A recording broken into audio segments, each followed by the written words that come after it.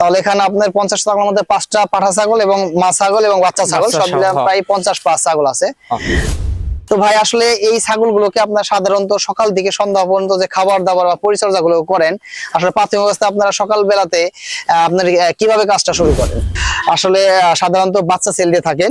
আর যদি আসলে কেউ, আমার কোনো দর্শক যদি মা ছাগল কেউ পছন্দ করে বা আসলে মা ছাগল আপনাদের কাছে চায়, সেই ক্ষেত্রে কি আপনারা মা ছাগল বা পাঠা ছাগল, বিডার ছাগল এগুলো দিতে পারবেন? সব হজ দিতে পারবো।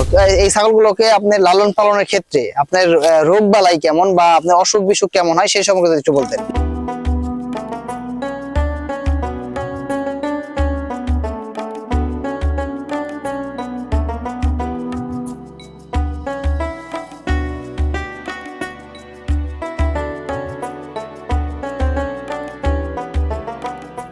আসসালামু আলাইকুম দর্শক, কেমন আছেন? আশা করছি সকলে ভালো আছেন, আল্লাহর অশেষ রহমতে এবং আপনাদের দয়ায় আমিও ভালো আছি।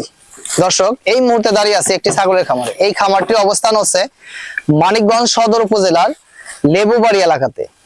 এখানে খুব সুন্দর একটি চমৎকার একটি বাণিজ্যিক খামার গড়ে তুলেছেন। তো দর্শক, আমরা এই ভিডিওতে তুলে ধরার চেষ্টা করব আসলে এই খামারের সকাল থেকে সন্ধ্যা পর্যন্ত যে পরিচর্যাগুলো ওনারা করে থাকেন সেই সম্পর্কে আজকের এই প্রতিবেদনে আমরা তুলে ধরার চেষ্টা করব। এবং এখান থেকে বেশ কিছু ছাগল বিক্রি করা হবে। যারা এই ধরনের প্রান্তিক খামারিদের থেকে ছাগল কিনতে ইচ্ছুক, তাদের জন্য আজকের এই ভিডিওটি প্রথম থেকে শেষ পর্যন্ত দেখতে থাকুন, সকলে উপকৃত হবেন। আমাদের ভিডিওটি ভালো লাগলে বেশি বেশি শেয়ার করে দেখার সুযোগ করে দিন। আমাদের চ্যানেলটি এখনো যারা সাবস্ক্রাইব করেননি, প্লিজ আমাদের চ্যানেলটি সাবস্ক্রাইব করে পাশে থাকা বেল বাটনটি আস্তে করে বাজিয়ে রাখুন।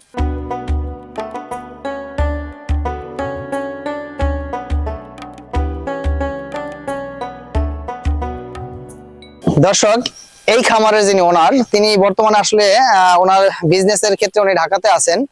এই খামারটি যার পরিচালনার দায়িত্বে আছে, আমরা কথা বলবো সেই সুজন ভাইয়ের সাথে। দর্শক ধৈর্য ধরে চলুন, সম্পূর্ণ ভিডিও ধরে দেখতে থাকুন।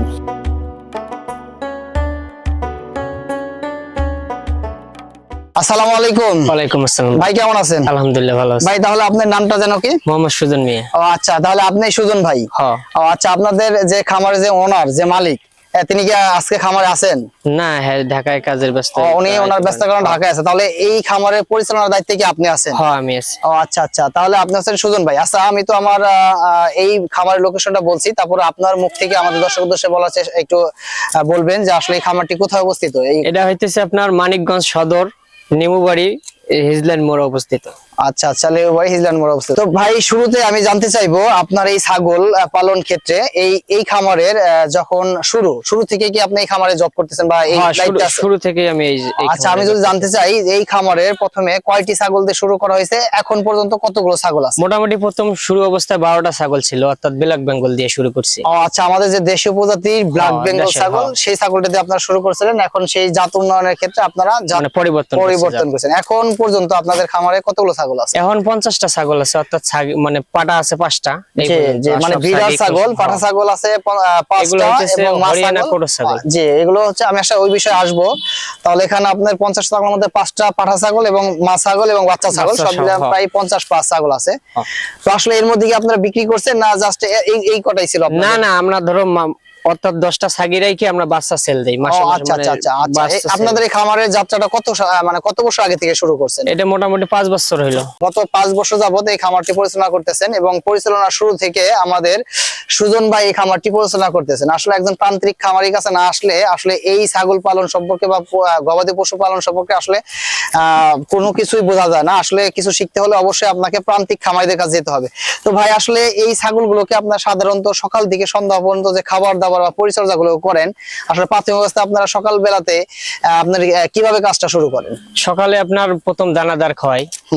মানে দানাদার অর্থাৎ হচ্ছে সোয়াবিন আছে, জি জি, ভুট্টা ভাঙানো আছে, সোলার খোসা আছে, ডারবির খোসা আছে, এই পর্যন্ত মানে প্রথম খাবার দানাদার হালকা 5 কেজি মাপের। মানে এই 50টা ছাগলের জন্য শুধুমাত্র 5 কেজি দানাদার খাবার সকাল টাইম আপনারা দিচ্ছেন? আপনার দানাদার আছে আর কলার বসি আছে 10 কেজি। আচ্ছা আচ্ছা, এইগুলো দিচ্ছেন। এবং এই বাকি যে আপনার খাবারগুলো, সেগুলো আপনারা চাহিদা পূরণের জন্য কি কি খাবার দিচ্ছেন? সব আমাদের ঘাস, নেপিয়ার ঘাস, সব ঘাস খাইতেছি।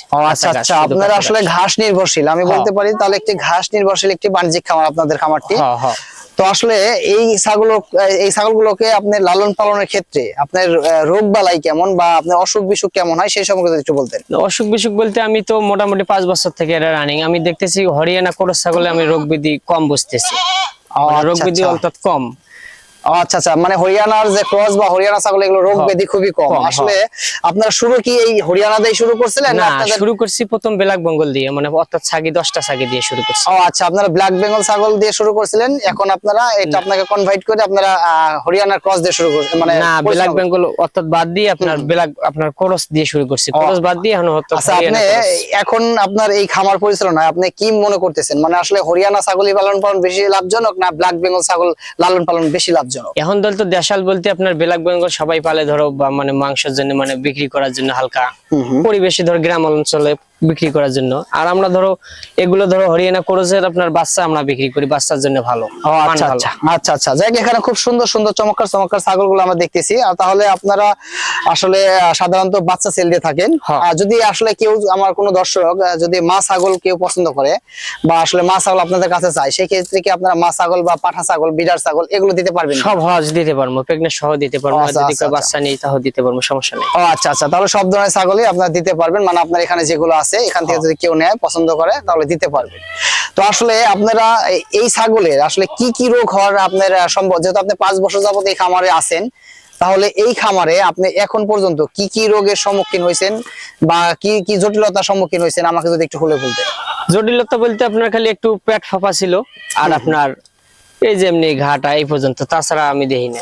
আচ্ছা, তাহলে আপনারা আসলে নিয়মিত যে আপনার যে নিয়মিত ভ্যাকসিন পরিমধ্যে করলে সমস্যা নেই। আপনারা কি কি ভ্যাকসিন করে থাকেন? আপনার পিপিআর করছি, এফএমডি, খুরা রোগ, এগুলো সব করা করছে। এবং নিয়মিত কি আপনারা কৃমিনাশক করেন? হ্যাঁ, নিয়মিত আপনার 3 মাস পর পর কৃমি করা হয়, সমস্যা। আচ্ছা আচ্ছা আচ্ছা, দর্শক আসলে একটি খামার করতে গেলে অবশ্যই আপনাকে আগে সঠিক জাত নির্বাচন করতে হবে এবং সঠিক পরিচর্যা করতে হবে, এবং এর পাশাপাশি আপনাকে অবশ্যই আপনার ভ্যাকসিনেশন গুলো কমপ্লিট করতে হবে। তাহলে আপনি আসলে খামারের চূড়ান্ত লাভের অবস্থানে যেতে পারবেন।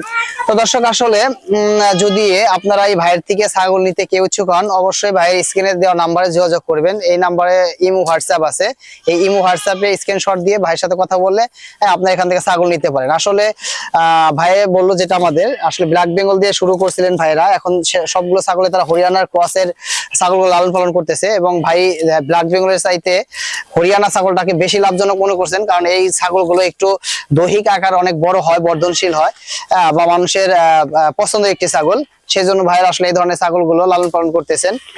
তো আসলে দর্শক আমরা যে ছাগলগুলো দেখেন কি সুন্দর কাঁচা ঘাস, সম্পূর্ণ কাঁচা ঘাস, ন্যাচারাল ঘাস, এই খাবারের উপর তারা নির্ভরশীল। আসলে তেমন দানাদার খাবার তারা এখানে প্রয়োগ করতেছে না। তো সেই হিসেবে খুব পরিপাটি একটি খামার, খুবই ভালো লাগলো, আমার কাছে খুবই ভালো লাগলো, অসাধারণ লাগলো। তো যারা আমাদের এই ভাইয়ের থেকে ছাগল নেবেন অবশ্যই ভাইয়ের সাথে যোগাযোগ করবেন। আমাদের এতক্ষণ যারা আমাদের ভিডিওর সাথে ছিলেন, ধরে ধরে আমাদের ভিডিও দেখলেন, যাদের এখান থেকে অনেক কিছু শেখার ছিল বা অনেক কিছু শেখার আছে। দর্শক আমরা এতক্ষণ দেখানোর চেষ্টা করলাম ছাগল লালন পালন সম্পর্কে সমস্ত কিছু। আসলে যারা ছাগল লালন পালন করতে বা গবাদি পশুর খামার করতে ইচ্ছুক, তারা অবশ্যই বেশি বেশি করে শিক্ষণীয় ভিডিওগুলো দেখার চেষ্টা করবেন।